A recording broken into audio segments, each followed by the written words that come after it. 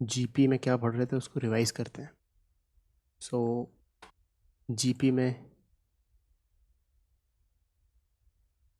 हम समझे थे कि भाई एक टर्म के आगे अगली टर्म में कुछ कॉमन चीज़ मल्टीप्लाई होती जाती हैं तो उनको जीपीज़ बोलते हैं। तो अगर हमें एक जनरल जीपी लिखनी है so that will be a into r square a into r cube and so on. तो nth टर्म क्या होगी? nth टर्म होगी a into r to the power n minus one. ठीक है, sum to the n term of GP का formula a into r to the power n minus one upon r minus one. और अगर diminishing GP है, diminishing GP का क्या मतलब है कि उसके कॉमन रेशियो का मैग्नीट्यूड वन से कम है, तो sum to the infinite terms को अपन क्या लिखते हैं? a upon one minus R. Basically ये तीन फॉर्मूले के बेसिस पे ही हम सारी चीज़ें सॉल्व करते गए थे। इतने सारे क्वेश्चन सॉल्व किए थे लास्ट क्लास में। और अब हम इस क्लास में भी कुछ नए टॉपिक्स जीपी से रिलेटेड ही पढ़ेंगे और कुछ क्वेश्चंस और सॉल्व करेंगे। तो इतने सारे क्वेश्चंस कर लिए थे लास्ट क्लास में, नज़र फेर लो इन पे। होपफुली ये तो पहले ही रिवाइज कर लिया होगा तुमने। अब आ जाते हैं हम आज के टॉपिक्स पे। सबसे पहले एक नोट लिखते हैं कि जैसे फॉर एग्ज़ाम्पल हमें कहा गया है कि कोई जीपी हमें माननी है, ठीक है, और उनके कुछ प्रोडक्ट के बारे में ज़िक्र है। तो हम किस टाइप की जीपी, जैसे फॉर एग्ज़ाम्पल हमने माना ए इंटू आर स्क्वायर, इस टाइप की जीपी मान ली, और उसने कहा कि इन तीनों के प्रोडक्ट के बारे में कुछ दिया है कि लेट्स से इन तीनों का प्रोडक्ट दिया है। तो प्रोडक्ट क्या होगा? A cube into r square, so a cube into r square. ठीक है, इसकी बजाय अगर हमने ऐसी जीपी मान ली होती a by r into a r, ये भी तो जीपी में है। देखो, इस चीज़ को जब इस चीज़ से डिवाइड करेंगे तो कॉमन रेशो आएगा कुछ, इसको इससे डिवाइड करेंगे तब भी कॉमन रेशो आ आएगा, तो ये भी तो जीपी में है। तो अगर ऐसा इमेजिन कर लेते अपन और प्रोडक्ट निकालते, तो प्रोडक्ट क्या निकालते? A by r multiplied by a r. तो आर से आर कट जाता और यहाँ से डायरेक्टली ए क्यूब आ जाता। अब ए क्यूब की लेट से वैल्यू 27 दी हुई है, तो यहाँ से ए क्यूब की वैल्यू 27 है तो ए की वैल्यू 3 आ जाती। एक वेरिएबल एलिमिनेट हो जाता है और केवल एक में ही ए का आंसर हमें डायरेक्टली मिल जाता है। इधर पे इधर 27 लिखते जैसे इसको प्रोडक्ट को, तो ए और आर दोनों ही नहीं पता हमें। तो ऐसी सिचुएशन में जहाँ पर प्रोडक्ट मेंशन है या प्रोडक्ट का कुछ काम है, तो हम ऐसी जीपी मानेंगे। ठीक है, सबसे पहला पॉइंट लिखो यहाँ पे नोट में, फर्स्ट पॉइंट कि if odd number of terms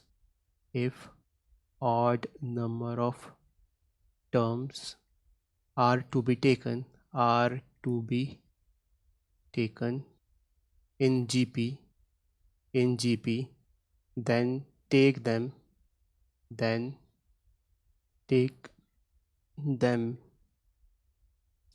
symmetric around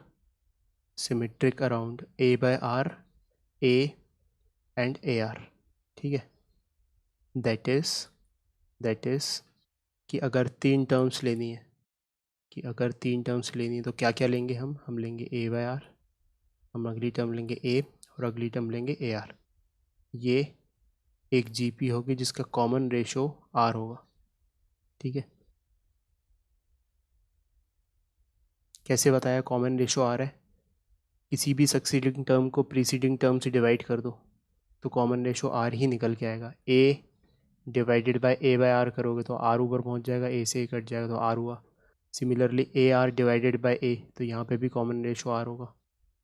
तो तीन टर्म्स लेनी है तो हम ऐसे ही मान लेंगे, ऑड नंबर ऑफ टर्म्स है ना।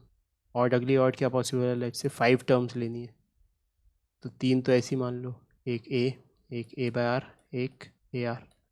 एक इधर माननी और एक इधर माननी और है, तो ये हो जाएगा ए बाय आर स्क्वायर और ये हो जाएगा ए आर स्क्वायर। तो ये 5 टर्म्स हो गई, 1 2 3 4 5। इधर पे कॉमन रेशो क्या है? कॉमन रेशो आर है इधर पे। ठीक है, तो ये पहला पॉइंट हो गया कि अगर अपन को ऑड नंबर ऑफ टर्म्स माननी है जो जीपी में, तो ऐसे लिख देंगे। सिमिलरली एपी की तरह ही चल रहा है ये सब, है ना। सेकेंड पॉइंट, अगर इवन माननी है तो फिर हम उसको लेंगे। तो सेकेंड लिखो, if even number of terms are required in GP then take them symmetric around A by R and AR. इनके अबाउट सिमेट्रिक लेना है। जैसे फॉर एग्जांपल अगर 4 टर्म्स माननी है तो A बाय आर हो गई, एक AR हो गई, एक इसकी तरफ लोगे तो क्या होगा, देखो अब इनमें कॉमन डिफरेंस कितना है, सोचो आराम से बैठ के। कॉमन डिफरेंस निकालेंगे अगर हम इन दोनों के बीच में, तो हम क्या करेंगे, AR divided by A by r. A से A कट जाएगा, एक R ऊपर पहुंच जाएगा, तो यहाँ पे कॉमन डिफरेंस R नहीं, कॉमन डिफरेंस R स्क्वायर है। So here common difference, not common difference, sorry, common ratio कितना है यहाँ पे, R स्क्वायर। सो इसको किससे डिवाइड करना पड़ेगा, R स्क्वायर से, तो कितना आएगा यहाँ पे R क्यूब, और यहाँ R स्क्वायर से मल्टीप्लाई करना पड़ेगा, तो यहाँ आएगा AR क्यूब। तो ये 4 टर्म्स मानेंगे हम। अगर सिमिलरली 6 टर्म्स माननी है तो इससे एक इधर और आ जाएगा, so that will be AR to the power 5, then AR cube, then AR, then A by R, then AR, then AR cube, and then AR to the power 5। ठीक है, और यहाँ पे इस GP का कॉमन रेशो क्या है, इस GP का कॉमन रेशो है R स्क्वायर। यहाँ पे भी कॉमन रेशो क्या है, यहाँ पे भी कॉमन रेशो है R स्क्वायर। ठीक है, ये बात ध्यान रखनी है जस्ट। ठीक है, अब आ जाते हैं थर्ड पॉइंट पे। थर्ड पॉइंट एग्जैक्टली AP की तरह ही है। AP में क्या देखा था हमने कि किसी चीज़ को ऐड कर देते हैं तो AP वही रहती है, किसी कांस्टेंट चीज़ को AP में ऐड कर देते हैं तो AP वही की वही रहती है। यहाँ पे ऐड करेंगे तो वही की वही नहीं रहेगी, यहाँ पे मल्टीप्लाई करेंगे तो वही की वही रहेगी। सो तीसरा पॉइंट कि लेट्स से हमारे पास, तीसरे में भी फर्स्ट, लेट्स से हमारे पास एक AP है, AR स्क्वायर है ना, AP नहीं सॉरी GP है। तो अगर हमने इसको एक कांस्टेंट टर्म से मल्टीप्लाई कर दिया, ठीक है, तो पहली टर्म क्या बन जाएगी, AK, दूसरी टर्म क्या बन जाएगी, AR इंटू के, तीसरी टर्म क्या बन जाएगी, AR स्क्वायर इंटू के, एंड सो ऑन। तो अब देखते हैं क्या ये GP में रहेगी। तो इससे इसको डिवाइड करा तो K से K कट जाएगा, A से A कट जाएगा, क्या बचेगा, केवल R। इसको इससे डिवाइड किया, एक A से एक A कट जाएगा, K से K कट जाएगा, R स्क्वायर से एक R कट जाएगा, फिर R बचेगा। तो बिल्कुल सही बात है, ये GP बनेगी जिसका कॉमन रेशो एग्जैक्टली वही रहेगा जो इसका था। सो common ratio will be same of the original GP, original GP का जो कॉमन रेशो था वही इसका कॉमन रेशो रहेगा अगर हमने किसी कांस्टेंट टर्म से, कांस्टेंट नंबर से मल्टीप्लाई कर दी है GP को। ठीक है, सेकंड, दो GPs को ऐड करते हैं अब। तो लेट्स से एक GP है हमारे पास AR square and so on, this is our GP number 1। And दूसरी GP है capital AR square and so on, ये है GP नंबर 2। अब क्या करने जा रहे हैं हम, इन दोनों को ऐड करेंगे तब तो GP में नहीं रहेंगे क्योंकि फिर दिक्कत हो जाएगी, वो तो AP वाले केस में करते हैं। यहाँ पे अपन मल्टीप्लाई करने जा रहे हैं। What we are doing, we are multiplying GP1 के एलिमेंट्स इनटू GP2 के रिस्पेक्टिव एलिमेंट्स। तो क्या बनेगी, पहली टर्म हो जाएगी A इंटू ए, दूसरी टर्म हो जाएगी A into a multiplied by small r into capital R, so A into a multiplied by small r into capital R। तीसरी टर्म हो जाएगी small a into capital A, R और R का whole square, small a into capital A, R और capital R का whole square, ऐसे चलती जाएगी। तो देखते हैं क्या ये GP बन रही है। तो गौर से देखो, यहाँ पे हमने इस वाली टर्म को इससे डिवाइड किया, सो A से A कट जाएगा लेकिन small r into capital R बच जाएगा। तो कॉमन रेशो कितना आया, small r into capital R। तीसरे से दूसरे को डिवाइड किया, सो A से A कट जाएगा, कैपिटल A से कैपिटल A कट जाएगा, स्मॉल r से एक स्मॉल r कट जाएगा, कैपिटल R से एक कैपिटल R कट जाएगा, लेकिन एक स्मॉल r और एक कैपिटल R बच जाएंगे। तो यहाँ पे भी रेशो कितना आ गया, सेम, यानी कि ये एक GP बन गई है जिसका कॉमन रेशो क्या है, कॉमन रेशो दोनों इंडिविजुअल जीपीज के कॉमन रेशो का मल्टीप्लिकेशन। सो ये एक जीपी बन गई है GP3 जिसका common ratio is the product of common ratios of GP1 and GP2। तो अगर हमने दो GPs की रिस्पेक्टिव टर्म्स को मल्टीप्लाई कर दिया तो हमारे पास एक जो एक्सप्रेशन आएगा, जो सीरीज़ आएगी, वो भी GP होगी और जिसका कॉमन रेशो उन जिन दोनों GPs से मिलके बनाई गई है ये GP, उनका कॉमन रेशो का प्रोडक्ट होगी। ठीक है, तो ये बात हमको याद रखनी है। तो ये हो गया अपना थर्ड पॉइंट। अब आ जाते हैं फोर्थ पॉइंट पे। फोर्थ पॉइंट क्या बोलता है कि जैसे कोई 3 नंबर्स हैं, उनको GP में अपन को शो करना है, तो किस तरीके से याद रखेंगे अपन। सो लिखो to show that A B C are in GP। Technically क्या करने वाले हैं, अगर ये तीनों GP में है, so second term divided by first term that is B by A should be equals to third term divided by second term that is C by B। तो यहाँ पे लिख लेते हैं क्या होगा, B by A is equals to C by B। इसको थोड़ा सा रीअरेंज करो क्रॉस मल्टीप्लाई करके, B से B मल्टीप्लाई होगा तो क्या जाएगा लेफ्ट हैंड साइड B² और राइट हैंड साइड क्या जाएगा AC। यानी कि अगर कोई 3 नंबर को तुम्हें शो करना है कि वो GP में है, तो बीच वाले का square should be equals to either sides वालों का प्रोडक्ट, है ना। इसको शब्दों में कैसे लिखें, मिडिल टर्म का square is equals to product of corner terms. ठीक है, जैसे फॉर एग्ज़ाम्पल किसी ने कहा कि 1x और 7 GP में है, so find the value of x। तो हम क्या करेंगे, बीच वाले टर्म, अगर ये तीनों टर्म GP में है तो बीच वाले टर्म का जो स्क्वायर है वो कॉर्नर वाले टर्म्स का प्रोडक्ट होगा। So x² is equals to 1 into 7। So x की वैल्यू क्या हो गई, या तो +√7 या तो -√7। तो दो वैल्यूज़ पॉसिबल हो जाएंगी यहाँ पे, तो दो आंसर्स आ जाएंगे इस सिचुएशन में। x की वैल्यू +√7 भी हो सकती है और x की वैल्यू -√7 भी हो सकती है। ठीक है, मैं ये एंटिसिपेट कर रहा हूँ कि तुम एकदम जागे हुए हो और सब कुछ समझ में आ रहा है। अगर तुम भूल जाओ या लीग से हट जाओ, so please interrupt and asks me to re explain. ठीक है, तो ये तो हो गई छोटी सी बात। एक और छोटा सा एग्जांपल कर लेते हैं कि चलो 2 टर्म नहीं, 3 टर्म नहीं, 4 टर्म GP में दी हुई हैं। लेट्स से 1x 35 और 20 नहीं 210। ठीक है, these 4 terms are in GP। तो अगर ये टर्म GP में है, इसका क्या मतलब है, इसका मतलब है कि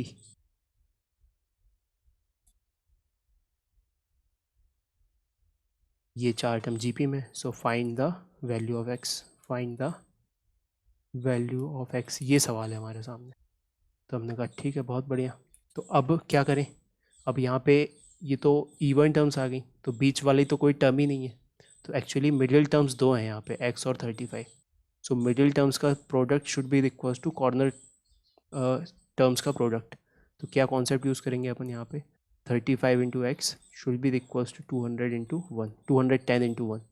सो एक्स की वैल्यू कितनी आ गई यहाँ से, 210/35। सॉल्व करेंगे तो ये आएगा 7 3 21, तो आ गया 30 और 7 5 35, तो 5 6 30। सो एक्स की वैल्यू हो गई यहाँ से 30, तो सॉरी एक्स की वैल्यू हो गई 6। तो इस तरीके से कर लेंगे। ठीक है, तो ये हो गया हमारे पास सिचुएशन। अब आ गए हम फिफ्थ पॉइंट पे। Fifth point is the important point. अब इस गौर से सुनो और ध्यान से सुनो। ऑफ कोर्स ऊपर वाली चीज़ें भी गौर से सुन रहे थे, अब इस पर तो थोड़ा सा ज़्यादा ही क्लोजली देखना पड़ेगा हमें। सो this is geometric mean. Geometric mean क्या होता है, ठीक है, इसको हम बोलते हैं शॉर्ट में GM। जैसे अर्थमेटिक मीन होता तो दो नंबर्स का, ऐसे ज्योमेट्रिक मीन भी डिफाइन करते हैं। तो दो नंबर का अर्थमेटिक मीन क्या होता था? अगर हमें दो नंबर का अर्थमेटिक मीन लिखना है तो कुछ नहीं, उनका एवरेज निकाल देते थे, a+b/2। 3 का लिखना है तो डिवाइडेड बाय 3 कर देते थे, 10 होते थे तो डिवाइडेड बाय 10 कर देते थे। तो यहाँ पे हम मल्टीप्लाई करके रेज टू द पावर जितने नंबर्स हैं उसके स्क्वायर रूट करेंगे, मतलब उसका रूट करेंगे। तो अभी तुम्हें समझ में आएगा क्या कहना चाहता हूँ मैं। तो फर्स्ट पॉइंट लिखो इसमें, for two numbers a and b, gm is defined as a into b का रूट। ठीक है, तो यहाँ पे क्या सम करते थे, लेकिन यहाँ पे मल्टीप्लाई करके और डिवाइड करते थे, 2 से डिवाइड नहीं, यहाँ पे रेज टू द पावर 1/2 चढ़ा दिया। तो ये तो दो नंबर्स के लिए। अगर 3 हो तो so for three numbers a b c, gm is defined as तीनों को मल्टीप्लाई कर दो, a इंटू बी इंटू सी। अब स्क्वायर रूट नहीं करना है क्योंकि 3 नंबर्स हैं, पावर क्या आएगी 1/3। ठीक है, तो सिमिलरली अगर हमें बोला जाए फॉर n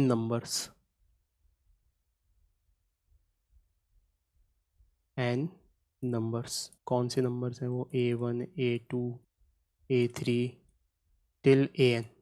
ठीक है, the gm will B, in numbers के लिए द gm विल बी सबको मल्टीप्लाई करो। ठीक है, a1 a2 a3 till an, और पावर क्या चढ़ा दो 1/n। ठीक है, तो इस तरीके से gm डिफाइन होता है। अच्छा, gm का ये मतलब नहीं है कि gm डिफाइन करने के लिए वो टर्म ज्योमेट्रिक प्रोग्रेशन में ही हो। gm ऐसे नंबर्स का भी डिफाइन हो सकता है जो ज्योमेट्रिक प्रोग्रेशन में ना हो, am की तरह है ना। am is nothing but average. So what is this is nothing but product का वो निकालना, प्रोडक्ट एवरेज ऐसे कह सकते हैं। तो gm is defined also for the numbers which are not in gp। तो लिख लो इसको, gm is defined also for the numbers which are not in GP,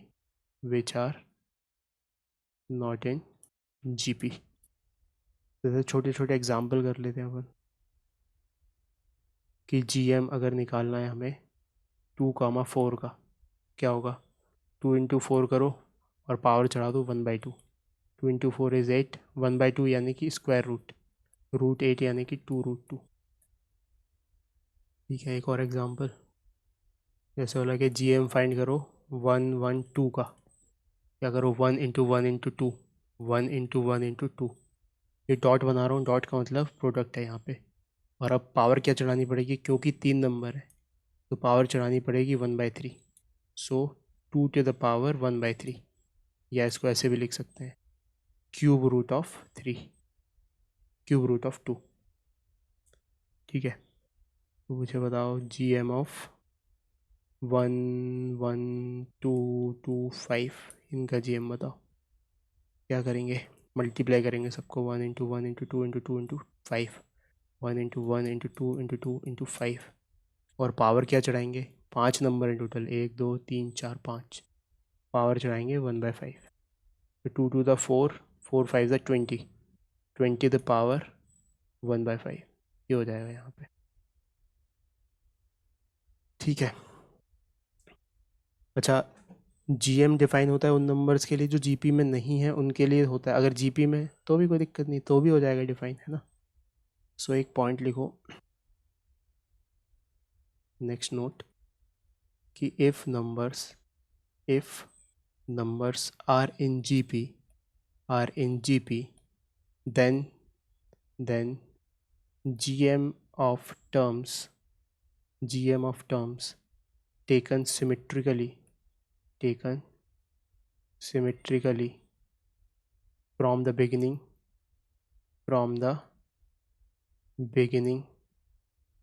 and from the end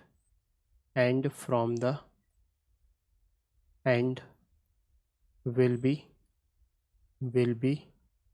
constant, ठीक है, कहने का क्या मतलब है कि मान लो सपोज हमारे पास नंबर्स हैं A1 A2 A3 till an -2 an-1 an, ये नंबर्स हैं और ये जीपी में है।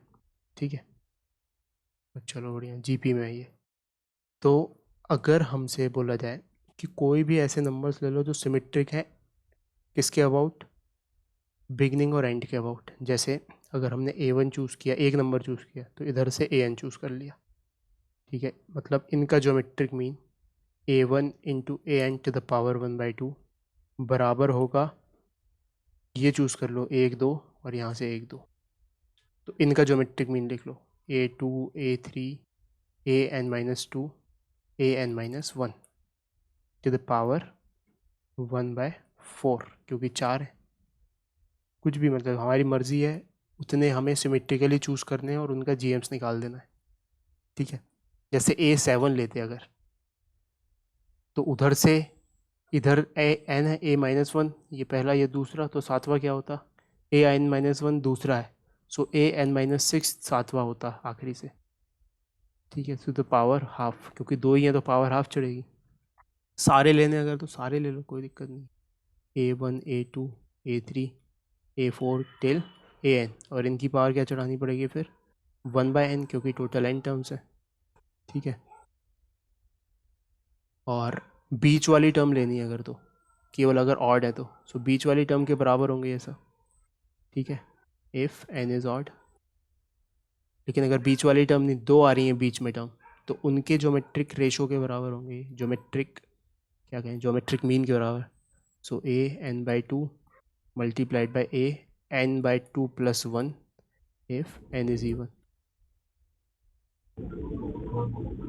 ठीक है, तो इसकी ज़्यादा टेंशन लेने की ज़रूरत नहीं है, ये तो जस्ट एक रिप्रेजेंटेशन है। इसको कॉन्टेक्चुअल फॉर्म में याद रखो। ठीक है, जैसे एक एग्जांपल करते हैं तब समझ में आएगा कि लेट्स से एक हमारे पास जीपी दी हुई है।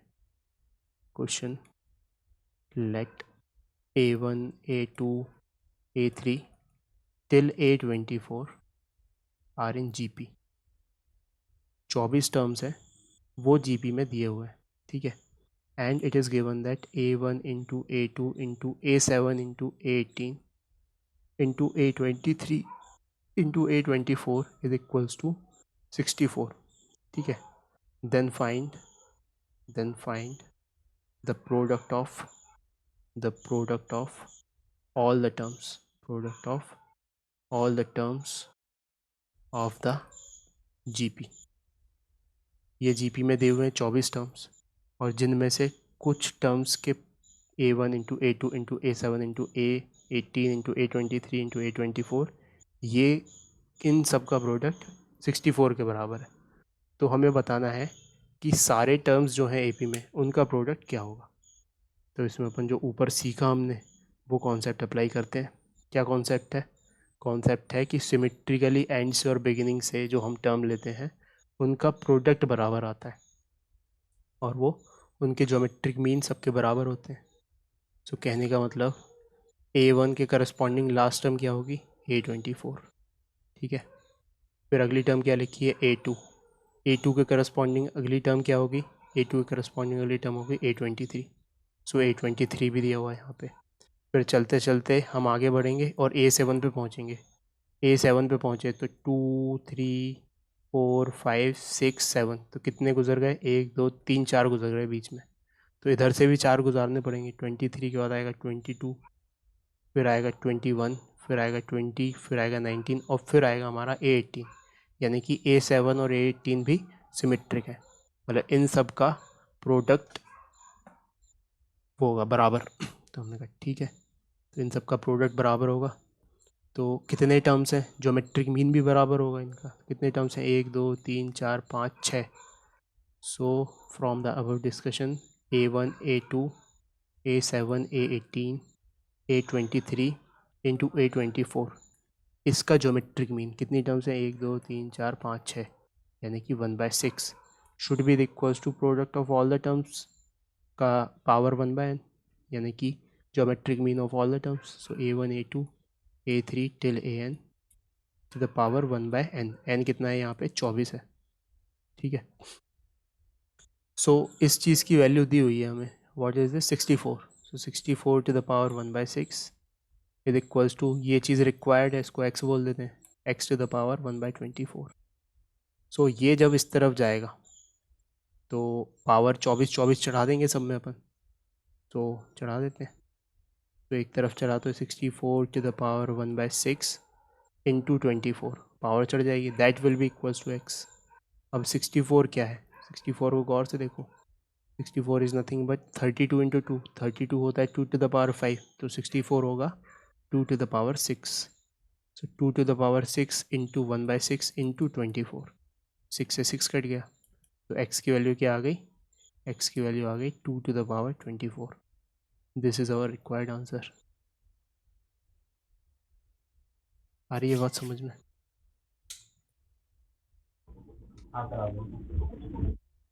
ठीक है, तो वही ऊपर वाला कॉन्सेप्ट जो हमने सीखा वो यहाँ पे अप्लाई कर दिया।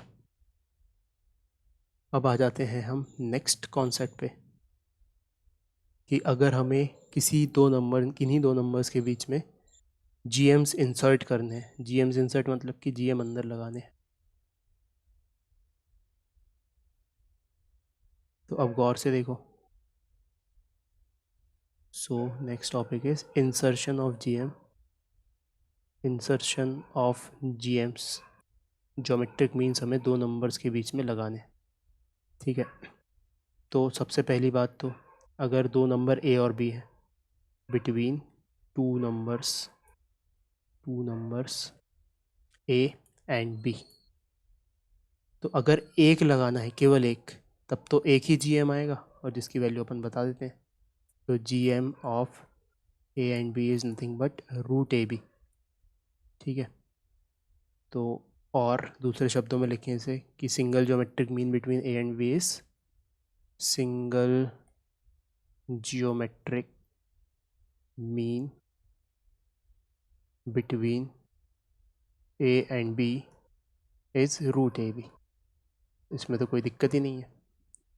दिक्कत कब है? दिक्कत तो कभी नहीं है, लेकिन नेक्स्ट सिचुएशन क्या है, जब बहुत सारे GMs हमें इंसर्ट करने। तो second point, if G1 G2 G3 till Gn are n GMs, ये n ज्योमेट्रिक मीन्स है जो हमें इंसर्ट करने हैं between small a and small b। a और b के अंदर हमें इंसर्ट करने हैं। सो जब हम a और b के अंदर ये सब इंसर्ट कर देंगे तो सब कुछ GP में बन जाएगा। तो इसका मतलब a G1 G2 G3 till Gn and then b will be in GP, ये एक GP में बन जाएंगे, ठीक है। जिसका कॉमन रेशो हम बता सकते हैं बिल्कुल, क्योंकि हमें फर्स्ट टर्म पता है और लास्ट टर्म पता है। कितने नंबर ऑफ टर्म्स हैं यहाँ पे? 1 2 3 4 5 6, तो G3 करस्पॉन्डिंग 5 आया है, G3 के करस्पॉन्डिंग 4 आया है। सो n के करस्पॉन्डिंग क्या आएगा? n+1, मतलब दिस इज n+1th टर्म। सो ये कौन सी टर्म होगी? दिस इज n+2th टर्म, ठीक है। तो Tn+2 को कैसे लिखते हैं अपन लिखते हैं first term into common ratio two the power जो भी है ये सीक्वेंस उसका -1, तो n+1 -1।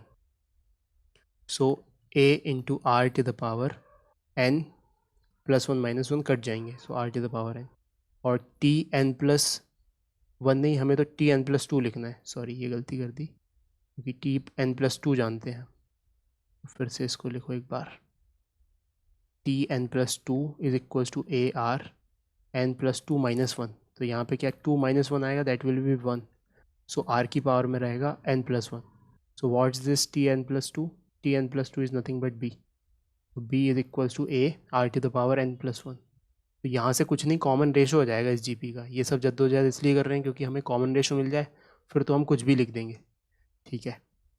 So common ratio is b/a, और इसकी पावर n+1 है, तो इसकी पावर अपन क्या चढ़ा देंगे? 1+n। So common ratio will become b/a to the power 1/n+1, ये कॉमन रेशो हो जाएगा, ठीक है। तो फर्स्ट G1, फर्स्ट GM को क्या लिखेंगे? G1। So now we will enlist all the GMs. First GM is nothing but G1. वो क्या होगा, A into common ratio, A into common ratio, common ratio क्या है, B by A to the power 1/n+1। तो अगर इस bracket के अंदर लेके जाना है इस A को, तो पावर इधर तो 1 है, तो बाहर निकल के पावर 1 होनी चाहिए, तो अंदर कितनी पावर होनी चाहिए, n+1। So A to the power n+1 multiplied by B to the power A, दोनों पे पावर चढ़ा दी, ठीक है, और ओवरऑल पावर लिख दी 1/n+1। इसका अदर वे राउंड करके देखो, अगर ये चीज़ तुम्हें समझ नहीं आई तो मैंने क्या कहा, अदर वे राउंड करके देखो इसको, कि जब इस A को अनपावर करोगे इससे, तो n+1 इंटू 1/n+1, तो power A to the power 1 आ जाएगी। तो इसका मतलब सही किया, मतलब कुल मिला के एक छोटा सा एग्जांपल दूँ मैं तुम्हें, ऐसा लिखा हुआ 3 इंटू लेट्स से 5 की पावर 7, और तुम्हें इसको इस ब्रैकेट के अंदर लगाना है, होल पावर 7 बनानी है। 3 की पावर क्या लगाओगे, 3 की पावर 1/7 लगाओगे, 5 की पावर 1 लगा के, और फिर रेज टू द पावर 7 कर दोगे। तो जब इसको खोलोगे तो 3 to the power 1/7 into 7 3 to the power 1 आ जाएगा, और जब 5 टू द पावर 7 खोलोगे तो 5 टू द पावर 7 आ जाएगा। तो कुछ नहीं, बस इसको अंदर कर दिया ताकि अच्छे फॉर्मेट में लिख सकें, है ना। ठीक है, तो अब क्या देखा जाए अंदर इस ब्रैकेट के, यहाँ पे A की पावर n+1 है और डिनोमिनेटर में पावर 1 है, सो n+1 -1, तो A to the power n ही बचा ऊपर, ठीक है, और B बचा अंदर, whole to the power 1/n+1। ये हो गई अपनी G1 यानी कि फर्स्ट GM। ठीक है, फिर आ जाते हैं सेकेंड GM पे। सेकेंड GM क्या है, G2 उस GP की थर्ड टर्म है ना। थर्ड टर्म के लिए क्या लिखेंगे, A R to the power 2। So A तो A है, R क्या है, B by A to the power 1/n+1, और उसका स्क्वायर है तो ये हो जाएगा 2/n+1। अब अगेन इसको अंदर घुसाएंगे तो क्या आएगा, यहाँ पे आएगा A टू द पावर, इसका reciprocal n+1/2 multiplied by B upon A whole power 2/n+1। ठीक है, फिर इसको सॉल्व करेंगे तो ये क्या आएगा, n+1/2 -1, क्योंकि A की पावर यहाँ पे 1 है, so this will be A n+1/2 -1 into B whole to the power 2/n+1। ठीक है, तो इसको सॉल्व करेंगे तो ये हो जाएगा A to the power n -1/2 multiplied by B to the power 2/n+1, ये हो जाएगा यहाँ पे। ठीक है, ये हो गया अपना सेकेंड GM। फिर आ जाते हैं अपन ऐसे kth GM पे, ऐसे थर्ड GM भी लिख लेते हैं एक बार, तो पैटर्न समझ में आएगा। तो पैटर्न समझने के लिए अपन को करना पड़ेगा कुछ, ठीक है, kth ही लिख लेते हैं डायरेक्ट। सो लिखो यहाँ पे kth GM will be k और k क्या होगा, k होगा k+1th term, so A into R to the power k आएगा यहाँ पे। सो A तो A है, R क्या है, B by A to the power 1/n+1, और उसकी पावर k चढ़ाए तो यहाँ पे आ जाएगा k। सो बस इतना लिख के छोड़ दो, इतना काफ़ी है। बाकी उसको और अंदर ले जाके कुछ लिख सकते हैं, बट वो ऑन द स्पॉट ही देखेंगे जब हमारे पास न्यूमेरिकल वैल्यूज़ हो जाएंगे क्वेश्चंस में। तो ये कॉन्सेप्ट समझ में आया। तो ये रटना नहीं है सब बैठ के, वो तो बस इलस्ट्रेट करने के लिए मैंने तुम्हें बताया ताकि तुम फॉलो कर सको। ठीक है, फिर आगे बढ़ते हैं और नेक्स्ट क्वेश्चन सॉल्व करते हैं। So write down a question which says let between 2 and 128 6 GMs are inserted ठीक है, then find the third GM, तीसरा GM फाइंड करो। तो इसको सॉल्व करो सब लोग, 2 मिनट है तुम्हारे पास। सो देखो इसको गौर से, क्या बोल रहा है ये, 2 and 128 के बीच में हमें 6 GM इंसर्ट करने हैं। सो 2 और 128 के बीच में 6 GM इंसर्ट करने, तो इसको बोल दो G1, इसको बोल दो G2, इसको बोल दो G3, इसको बोल दो G4 और यहाँ पे G5 एंड G6। ये सब मिलजुल के AP GP में होंगे, बिल्कुल होंगे। क्या पूछा है, find the third GM। Third GM यानी कि ये वाली चीज़, ठीक है। सो थर्ड GM इस GP की कौन सी टर्म है, इस GP की फोर्थ टर्म है। सो मतलब कुल मिला के हमें T4 कैलकुलेट करना है, ठीक है। T4 क्या होता है, A into R to the power 3, है ना, क्योंकि n-1 होता है। So R to the power 3, अब कुल मिला के हमें R निकालना है। A तो पता है हमें 2 है, तो this is nothing but 2R cube. R निकल गया तो आंसर आ जाएगा। अब R निकालने के लिए हमें फर्स्ट टर्म पता है और इसकी लास्ट टर्म पता है। लास्ट टर्म कौन से नंबर की टर्म है, ये 1 2 3 4 5 6 7 8, एट्थ टर्म है ये। So we know T8, what is T8, A into R to the power 7। So what is A, A is nothing but 2, what is R, we have to calculate to the power 7। T8 कितना है, 128, ठीक है। So R की power 7 कितना होगा, R की power 7 होगा 128 divided by 2, that is 56। So what is R, R is nothing but 56 to the power 1/7, ठीक है। सो R की जगह क्या रखना है यहाँ पे, 56 टू द पावर 1/7। तो 2 R की जगह लिखा 56 टू द पावर 1/7 और उसका भी क्यूब है, सो 3। तो this is nothing but 2 into 56 to the power 3/7। ये आ गया हमारा आंसर, ठीक है। आया समझ में।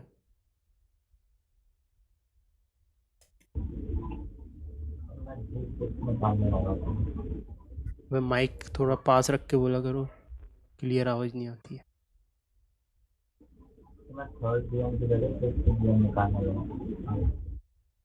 फिर से एक बार, थर्ड GM की जगह सेकंड निकाल डाला।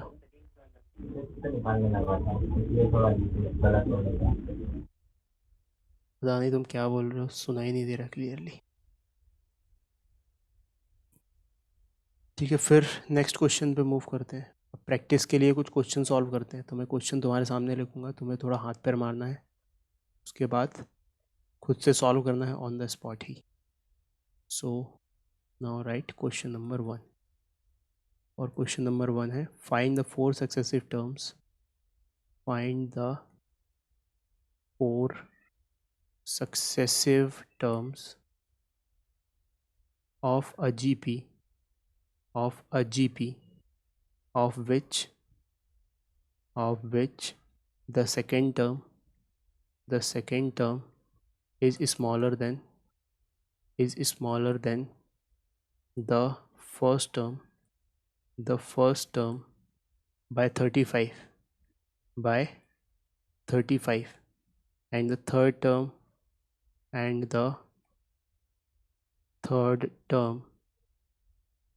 is larger than the fourth term by 560, ठीक है। तो 4 सक्सेसिव टर्म्स GP की दी हुई हैं और उसमें कहा गया है कि सेकेंड टर्म पहली टर्म से 35 स्मॉलर है। मतलब क्या है, मतलब तुम सोचना, तुम्हें खुद से सोचना वो चीज़। और third term is larger than the fourth term by 560, third term बड़ी है चौथी टर्म से 560। तो सॉल्व करो इक्वेशन बना के जो इन्फॉर्मेशन दी है उसके मुताबिक और आंसर निकाल के लेके आओ, ठीक है। तो क्या दिया हुआ है, 4 सक्सेसिव टर्म्स की बात की गई है। उन्होंने कहा चलो उन 4 सक्सेसिव टर्म्स को हम मान लेते हैं ए आर स्क्वायर AR क्यूब, ठीक है। ये GP में कोई बच्चा सोच रहा होगा ऐसा क्यों नहीं माना, 1/r A/r square A/r AR और AR क्यूब ऐसा क्यों नहीं माना। तो देखो यहाँ पे प्रोडक्ट नहीं करना है हमें डिफरेंस करना है। प्रोडक्ट करना होता तब फ़ायदेमंद होता है ये स्कीम, ठीक है। कोई दिक्कत नहीं, ऐसे ही मान लेते हैं, ठीक है। फिर क्या कहा गया, पढ़ो इस लाइन को, second term is smaller than the first term by 35। दूसरी टर्म स्मॉल है दैट मीन्स ये सेकेंड टर्म स्मॉल है पहली टर्म से, कितने से, 35 से स्मॉल है, यानी कि a r minus a is equals to 35। उसके बाद बोला third term is larger than the fourth term, तीसरी टर्म बड़ी है चौथी टर्म से, ठीक है, मतलब this minus this is equals to 560, यानी कि दूसरी इक्वेशन क्या बनेगी, a r square minus a r cube, a r square minus a r cube is equals to 560, is equals to 560।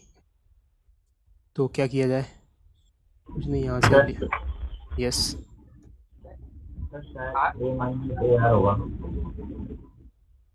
तुम्हारी आवाज़ क्लियर नहीं आ रही नवीन, तो तुम जो भी बोल रहे हो मैं सुन नहीं पा रहा हूँ। माइक के पास मुंह रख के आराम से क्लियर बोलोगे तो शायद समझ पाऊँ कि तुम आंसर क्या बोल रहे हो।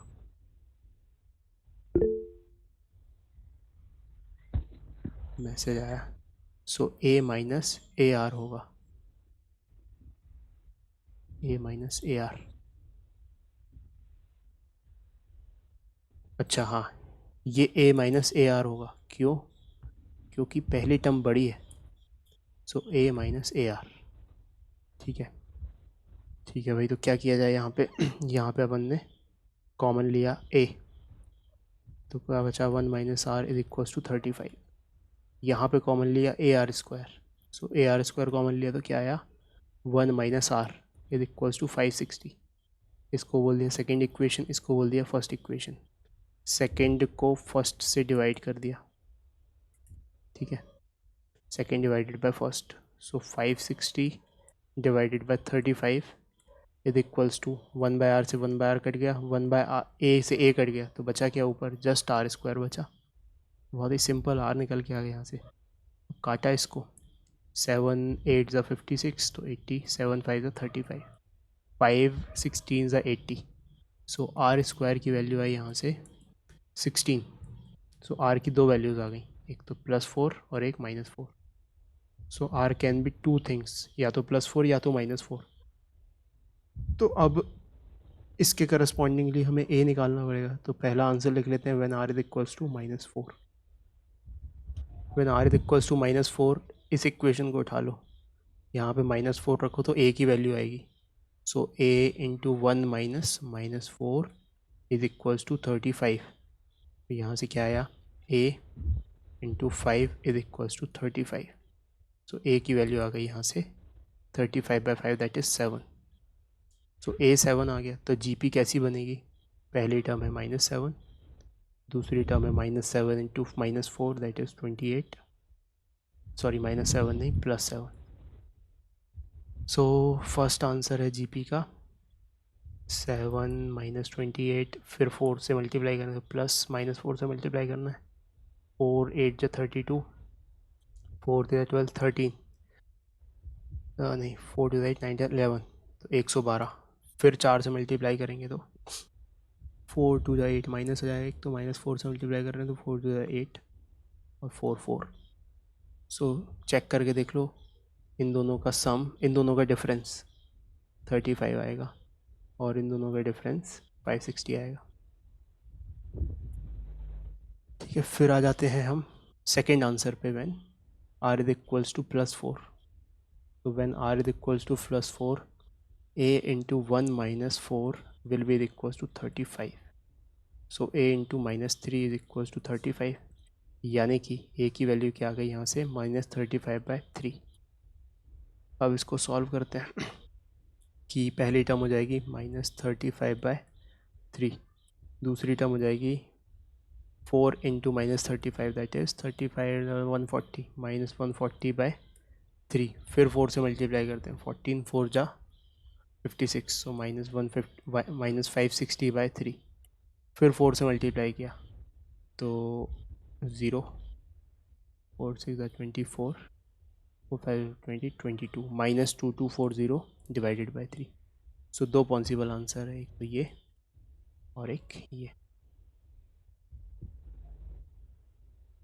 नोट कर लो अच्छे से इसको एब्जॉर्ब करते हुए।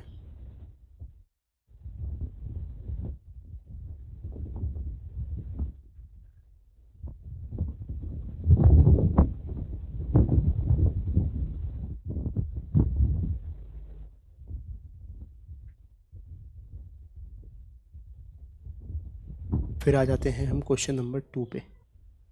सो question number 2, if a b c are in G P, a b c are in G P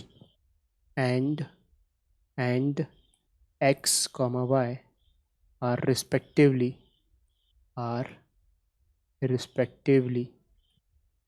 the AMs between AB and BC, then prove that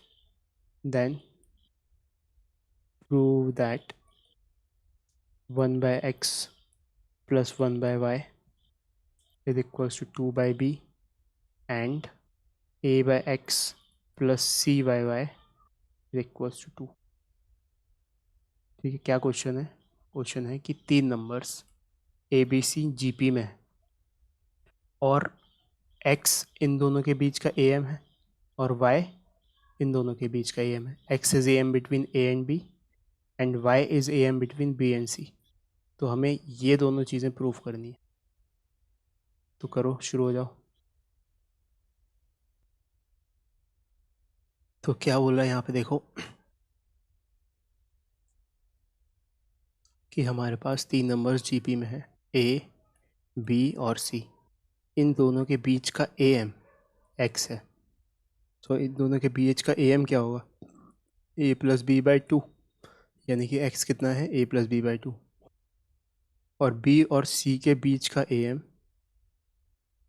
Y है, यानी कि वाई क्या होगा? B plus c bye 2।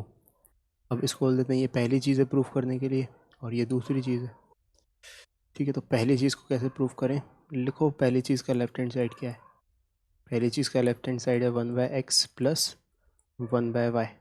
X और y को तो हम express कर ही चुके हैं ए और बी में, बस लिखना शुरू किया यहाँ से। एक्स क्या लिखा? A plus b by 2, a plus b by 2 plus 1 by y. Y की जगह लिखा b plus c by 2, b plus c by 2। ठीक है, इसको फर्दर किया सॉल्व जैसे बन पड़ा अपन से। 2 upon a plus B, 2 common ले लिया, 2 कॉमन ले लिया। 2 कॉमन लेने के कमान 2 कॉमन लिया तो ये आएगा 1 a plus b plus 1 upon b plus c. अब ए बी सी को एक्सप्रेस करना अपन को किसी चीज़ जो दी हुई है उसके फॉर्म में। ये सब जी पी में है तो अपन ए को ए लिख देते हैं, बी को लिख देते हैं ए आर और सी को लिख देते हैं ए आर स्क्वायर। ठीक है, so this is a, this is b and this is c. तो यहाँ पे उठा के अपन ने रिप्लेस कर दिया। 2 upon 1 by a plus b की जगह लिखा a r plus 1 by b की जगह लिखा ए आर और सी की जगह लिखा ए आर स्क्वायर। ठीक है, so a plus a r reciprocal में कॉमन आ गया। So 2 upon a plus a r और यहाँ पे 1 प्लस, यहाँ पे क्या आ जाएगा? ए प्लस ए आर, नहीं सॉरी, एक मिनट, अच्छे से कर लेते हैं, जल्दी क्या है। यहाँ पे हमने नीचे ए कॉमन लिया सबसे पहले, तो सो 1 बाई ए 1 प्लस आर और यहाँ से ए आर कॉमन लिया। सो ए आर कॉमन लिया तो 1 प्लस ए आर मतलब आर। सो 1 प्लस आर निकल गया तो 1 प्लस आर कॉमन आएगा और ए भी कॉमन आ जाएगा एक। So this is nothing but 2 upon a 1 plus r, अंदर बचा 1 प्लस 1 अपॉन ए तो चला गया, 1 प्लस आर भी चला गया, बचा क्या? आर। ठीक है, ये हो गया हमारे पास 2 by a multiplied by 1 plus r. इधर से ये गया इधर तो आर प्लस 1 बचा न्यूमरेटर में, r plus 1 divided by r. So r plus 1 से आर प्लस 1 कट गया तो फाइनली क्या बचा? 2 अपॉन ए आर। और ए आर क्या था? ए आर ही बी था, ए आर ही बी था, तो यही राइट हैंड साइड के बराबर हो गया। यही हमें प्रूफ करना था। ठीक है, तो कुछ नहीं, प्रोसीजरल क्वेश्चन है, एक्स और वाई की जगह रखना है बस उठा के। फिर सेकंड के लेफ्ट हैंड साइड को पकड़, सेकंड का लेफ्ट हैंड साइड क्या है? सेकेंड का लेफ्ट हैंड साइड है a by x plus c by y, a by x plus c by y, ठीक है। और x क्या है, x क्या लिखा a plus b by two, और y की जगह लिखा b plus c by two. कुल मिला के ये है अपना लेफ्ट हैंड साइड।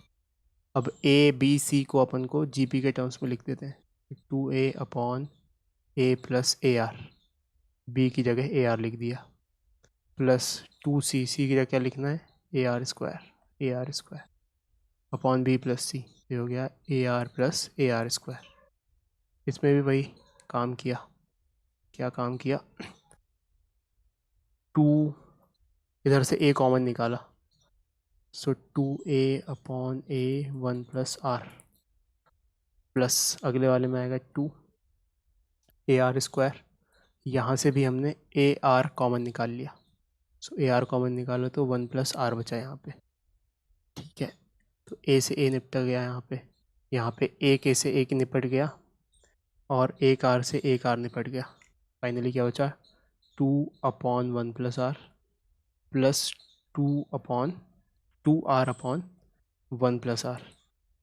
तो अगेन डिनोमिनेटर सेम है, so that is nothing but 2 plus 2 r upon 1 plus r, 2 common ले लिया, 1 plus r upon 1 plus r, cut गया ये 1 प्लस आर से 1 प्लस आर, 2 बच गया, और यही अपन को राइट हैंड साइड में चाहिए था। Hence proofed. नोट कर लो इसको, प्रोसीजरल क्वेश्चन है, बस उठा उठा के वैल्यू रखते जानी है।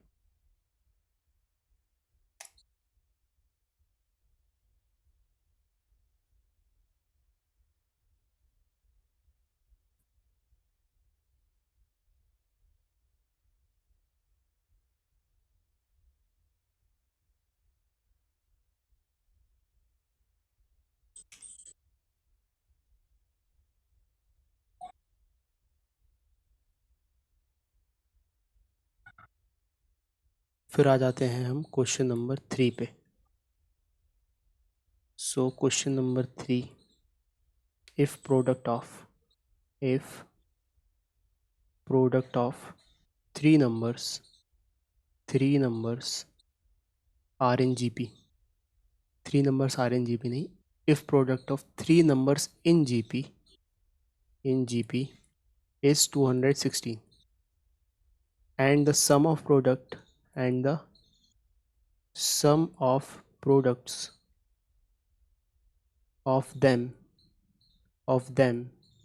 in pairs is 156, then find the numbers। ठीक है, तो इसको आजमाओ ज़रा। तो दिया हुआ है कि product of three numbers in GP is 216 and the sum of product of them in pairs. तो sum of product in pair का क्या मतलब है, ठीक है, तो sum of product in pair का मतलब पता ही है अपन को, a b plus b c plus c है, इस टाइप का। अगर तीन नंबर ए बी सी हैं, so this is sum of product in pair, ठीक है। तो जीपी में है तो प्रोडक्ट के बारे में दिया, तो अब कैसे मानना चाहिए जीपी को, a by r, a and r, sorry a r. So first term is a by r, second term is a and third term is a r. अच्छा, ऐसा क्यों माना है, इससे तुम्हें समझ में आएगा कि अब इन तीनों का अगर प्रोडक्ट किया जाए तो वो 216 के बराबर आना चाहिए। So a by r into a r is equals to 216। So यहाँ आर से आर कट गया, so a cube is equals to 216। तो यहाँ से ए की वैल्यू कितनी आ गई, ए की वैल्यू आ गई 6। कोई -6 तो नहीं सोच रहा, -6 होती स्क्वायर होता तब आती, -6 का क्यूब तो -216 होता, तो 6 ही होगा ये, ठीक है। So a cube is equals to 216 आ गया यहाँ पे से, तो ए की वैल्यू 6 आ गई। अच्छा, अगर हमने ऐसा माना होता ए आर स्क्वायर, तब प्रोडक्ट करते तो फिर ए और आर दोनों आते हैं इस इक्वेशन में, तो ए की वैल्यू डायरेक्टली नहीं निकल पाती।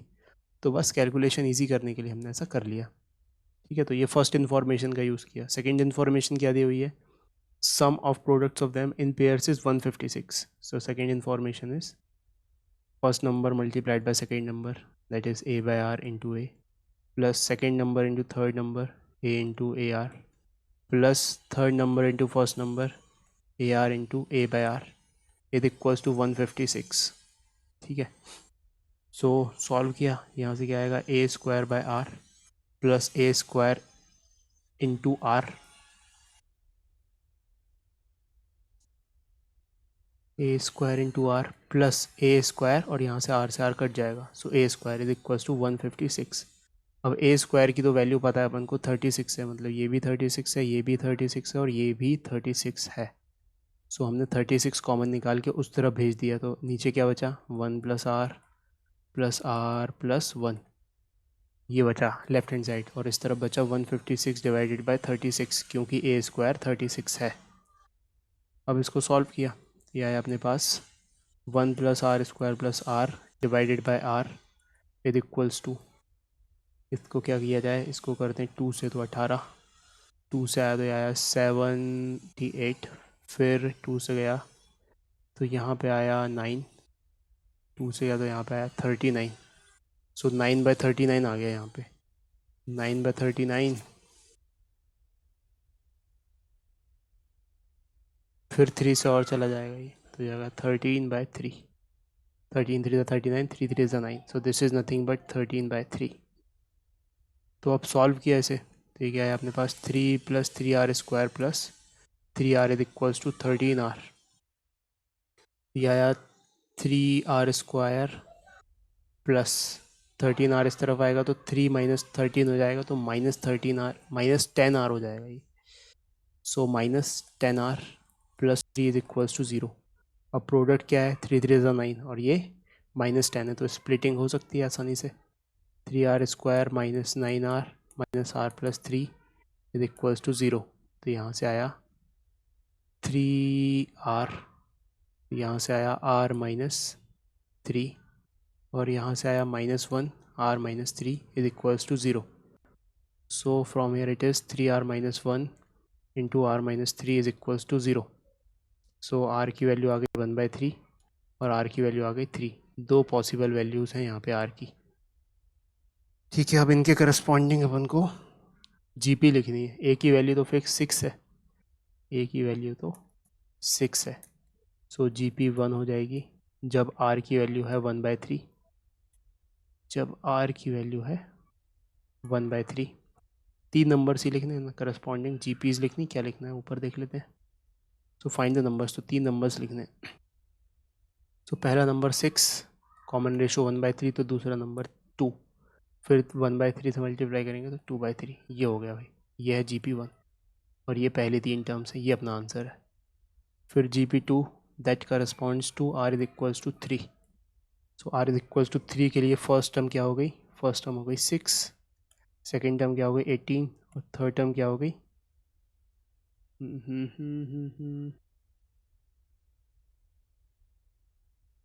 एक मिनट, एक गड़बड़ कर दी. फर्स्ट टर्म तो अपनी a/r है and not a, first term is a/r, so first term is a/r. So first term a/r है, तो फिर लिखना पड़ेगा ढंग से इसको.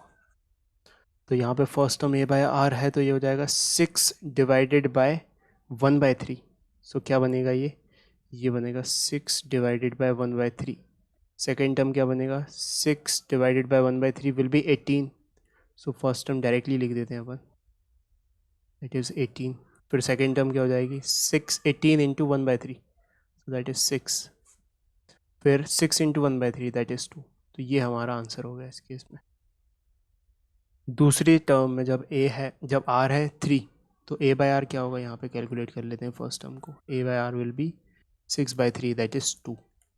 फिर दूसरी टर्म क्या होगी, 3 से मल्टीप्लाई कर दो 6, फिर तीसरी टर्म क्या होगी 18, एंड सो ऑन. तो ये अपना आंसर हो गया. सो 3 नंबर्स होंगे 18, 6 और 2, तो दोनों ही केस में सेम ही आंसर आ रहा है. तो आंसर इज 18, 6 एंड 2. 2, 6 एंड 18 लिख दो तब भी वही आंसर रहेगा. ठीक है, आया ये समझ में. Yes sir.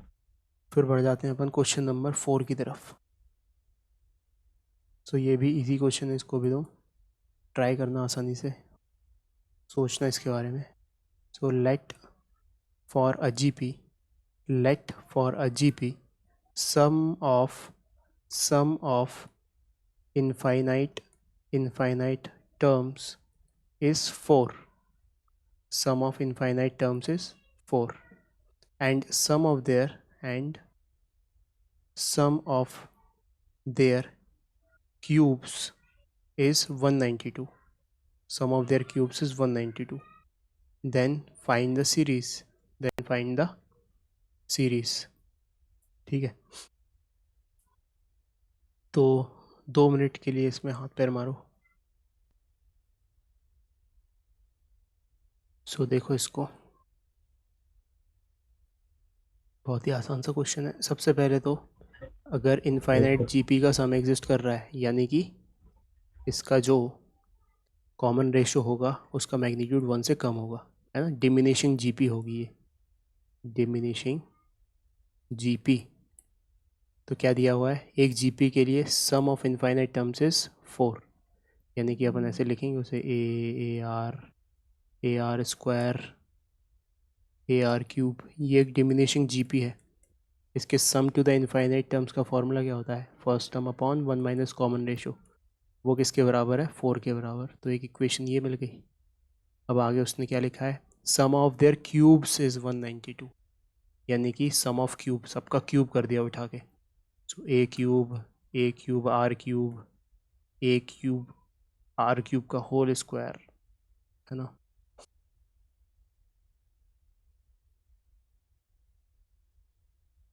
ए क्यूब आर क्यूब का होल स्क्वायर, यानी कि आर की पावर 6 एंड सो ऑन।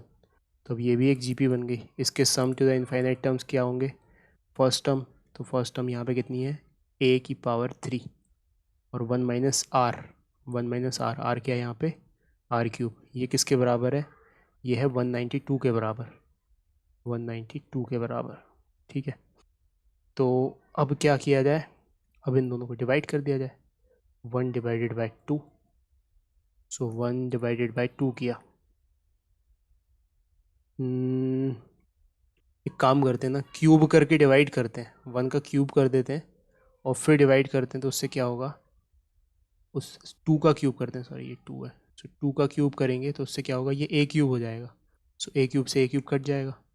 सो ये किया अपन ने, a cube upon 1 minus r cube is equals to 192। ये तो लिखा है अपन ने जस्ट अभी 1 डिवाइडेड बाय सेकेंड का क्यूब करना है, तो डिवाइडेड बाय इस चीज़ का क्यूब हो जाएगा। तो ये हो जाएगा ए क्यूब अपॉन 1 माइनस आर का होल क्यूब, 1 माइनस आर का होल क्यूब इज अपॉन, और इस तरफ अपॉन में क्या आएगा, इस तरफ अपॉन में आएगा 4 का क्यूब, क्योंकि इस इक्वेशन का हमने क्यूब कर दिया है।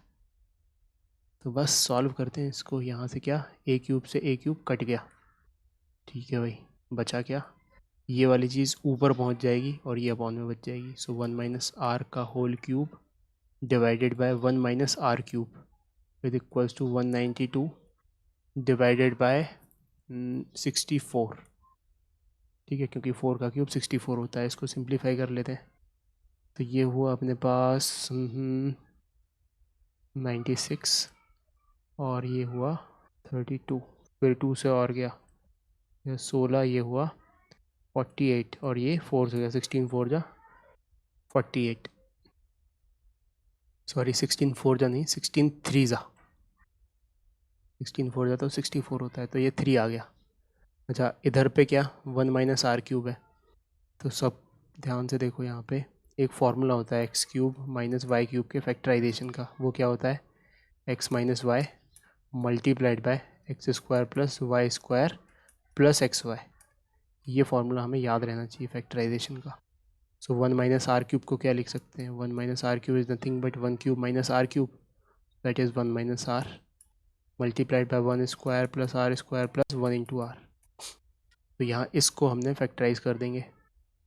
तो 1 माइनस आर का whole cube upon 1 minus r cube factorise होके बनेगा 1 minus r multiplied by 1 plus r square plus r is equals to 3। So यहाँ 1 माइनस आर से एक 1 माइनस आर कट गया, तो क्यूब की जगह स्क्वायर बचा ऊपर। ठीक है, फिर क्या, इस स्क्वायर को भी खोल दिया। So 1 minus 2 r plus r square is equals to, ये वाली चीज़ इधर जाके मल्टीप्लाई हुई। सो ये हुआ 3 प्लस 3r² प्लस 3r। ठीक है भाई, r² इस तरफ आया तो बनाइए 2r², माइनस 2r इस तरफ आया तो बनाइए 5r, और 1 इधर आया तो 3 - 1 that is 2 is equals to 0। अब क्वाड्रेटिक इक्वेशन क्या बन गई है finally, 2r² plus 5r plus 2 is equals to 0। Product क्या है, प्रोडक्ट है 2 × 2 4 और सम है 5, तो बहुत ही ईजीली स्प्लिट हो जाएगी। 4r² plus r plus 4r, 2r² plus r plus 4r plus 2 is equal to 0। That is यहाँ से क्या कॉमन आएगा, यहाँ से r कॉमन आएगा, सो 2r प्लस 1 प्लस यहाँ से क्या कॉमन आएगा 2, तो 2r plus 1 is equals to 0। So r की दो वैल्यूज़ आ गई, r is equals to -2 and r is equals to -1/2। लेकिन क्या बोला गया था कि ये डिमिनिशिंग जीपी है, तभी तो इसका sum to the infinite exist कर रहा है, यानी कि mod of r should be less than 1, लेकिन ये तो ग्रेटर देन 1 हो गया, तो इसको कर देंगे हम डिस्कार्ड और इसको कर देंगे, ले लेंगे इसको। This is the final common ratio. अब देखा कि क्या पूछा ऊपर, फाइंड द सीरीज, सीरीज़ बतानी है। सो किसी भी एक को पकड़ के ए निकाल लेंगे, इसको पकड़ लेते हैं। So a upon 1 minus r is equals to 4। अब r की वैल्यू आ चुकी है, so a upon 1 minus -1/2 is equals to 4। So a upon 3/2 is equals to 4। So a is equals to 3/2 into 4, यहाँ से घटा तो ये a की वैल्यू आ गई यहाँ से 6। ठीक है, तो क्या जीपी बनेगी, जीपी बनेगी जिसमें a है 6 और r है -1/2। सो 6 - 3 -3/2 प्लस में आ जाएगा एंड सो ऑन। ये आंसर हो गया, ये जीपी बन गई। ठीक है, आई बात समझ में आई? Yes sir. ठीक है, अब मैं कुछ होमवर्क दे रहा हूँ जो तुम्हें पॉजिटिवली करना ही करना है। सबके पास वो जो सेंगेज की बुक का लिंक भेजा था PDF, वो डाउनलोडेड होनी चाहिए मोबाइल में या फिर कंप्यूटर में। कंप्यूटर में रहेगा तो ज़्यादा बेटर रहेगा, रीज़न कंप्यूटर पे ज़्यादा बड़ा स्क्रीन पे अच्छे से आईज पे स्ट्रेन नहीं पड़ता। मोबाइल में भी रहेगा तो भी कोई दिक्कत नहीं है, लेकिन फर्स्ट प्रेफरेंस की रहना चाहिए ये आईज पर। तो क्या होमवर्क दिया जाए इसका, देखो इसमें ज्योमेट्रिक प्रोग्रेशन है चैप्टर नंबर 4 में, अलजेब्रा की बुक है, चैप्टर नंबर 4 में एक टॉपिक आता है 4.2 के बाद, ज्योमेट्रिक प्रोग्रेशन। ठीक है, उसमें 4.2 की जगह 4 कुछ और हो सकता है, 4.3 हो सकता है। सो डोंट वरी, तुम्हें बस ये पकड़ना है कि ज्योमेट्रिक प्रोग्रेशन कहाँ पे लिखा हुआ है। ऑफ कोर्स AP के जस्ट ख़त्म होने के बाद है।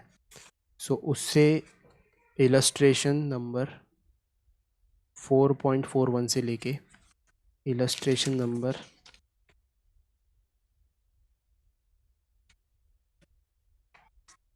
4.72 ये करने, मतलब सारे इलस्ट्रेशन करने। नंबर कुछ और हो सकता है उस किताब में, लेकिन समझ जाओ ज्योमेट्रिक प्रोग्रेशन से रिलेटेड इलस्ट्रेशन करने। सो कितने क्वेश्चन हैं, 72 - 41 इज़ 31, 31 + 1 इज़ 32। सो ये 32 क्वेश्चन हैं। अच्छा, इनके सॉल्यूशंस दिए हुए हैं, तो सॉल्यूशन नहीं देखने हैं, do not see solution, do not see the solution, क्योंकि सॉल्यूशन देख के ऐसा लगता है आगे आ गया समझ में, लेकिन नहीं आता। तो सॉल्यूशन नहीं देखने हैं, बिना सॉल्यूशन देखे करना है, और बहुत ही आग लग जाए कि अब तो सॉल्यूशन देख के ही समझ में आएगा तभी देखना है सॉल्यूशन, अदरवाइज़ नहीं देखना है। ठीक है, और सॉल्यूशन देख के समझ में आ रहा है तो उसको मान के चलना कि वो तुम्हें नहीं बना क्वेश्चन, बिना देखे सॉल्व करो, फिर आंसर मैच कर लो, अगर बन गया तो खुश रहो, और अगर कहीं अटक गए और सॉल्यूशन देख के बोला रहे हाँ हाँ ये तो ऐसे हो गया, तो दैट इज़ इक्विवेलेंट टू कि क्वेश्चन नहीं बना। ठीक है, so do not see the solution, I am repeatedly insisting on that. ठीक है, तो ये तुम्हारा होमवर्क है, इसको करने में तुम्हें लगेंगे लगभग 1.5 घंटा। तो 1.5 घंटा डिवोट करना और इसको सॉल्व करना। ठीक है, चलो बाय बाय एवरीवन। 6 बजे तुम्हारी नेक्स्ट क्लास है।